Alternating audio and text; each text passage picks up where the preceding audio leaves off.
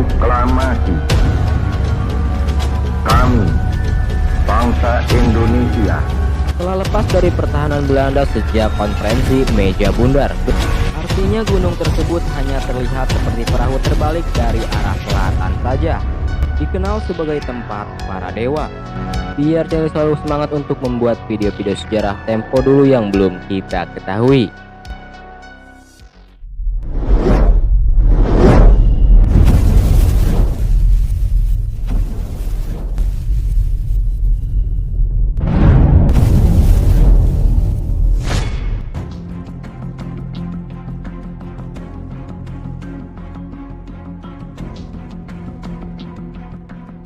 Masjid Wal Aduna, bangunan yang berada di kawasan Muara Baru, Kecamatan Panjaringan, Jakarta Utara.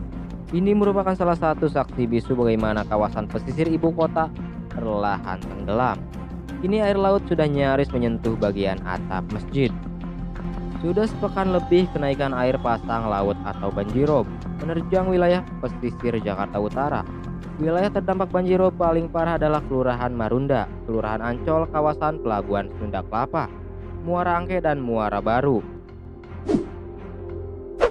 Sebelum melanjutkan ke videonya, bagi yang belum subscribe segera di subscribe, karena subscribe itu gratis dan penting untuk membantu channel ini, supaya channel ini selalu semangat untuk membuat video informasi tentang sejarah tempo dulu yang belum kita ketahui.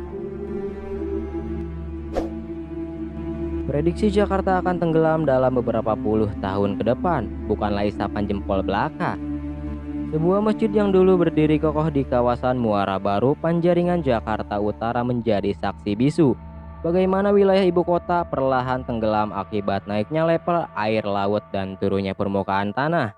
Ialah Masjid Wal Aduna yang selama 12 tahun belakangan ini secara perlahan tenggelam dan kemudian menjadi bagian abadi dari laut utara Jakarta.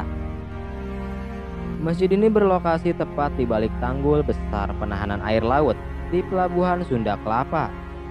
Air sudah menggenangi separuh dari bangunan masjid. Cat putih pada dinding sudah mengelupas diganti lumut-lumut yang tumbuh subur. Mulanya Wal Aduna dibangun sebagai tempat ibadah bagi pekerja di sekitar pelabuhan. Lambat laun warga sekitar juga mulai menjadi jamaah masjid tersebut.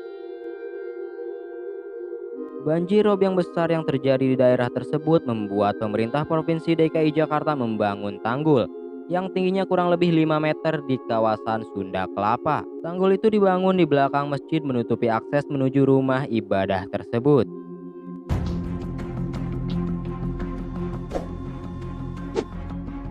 Pada tahun 2021 ini sebanyak 14% wilayah Jakarta sudah berada di bawah laut.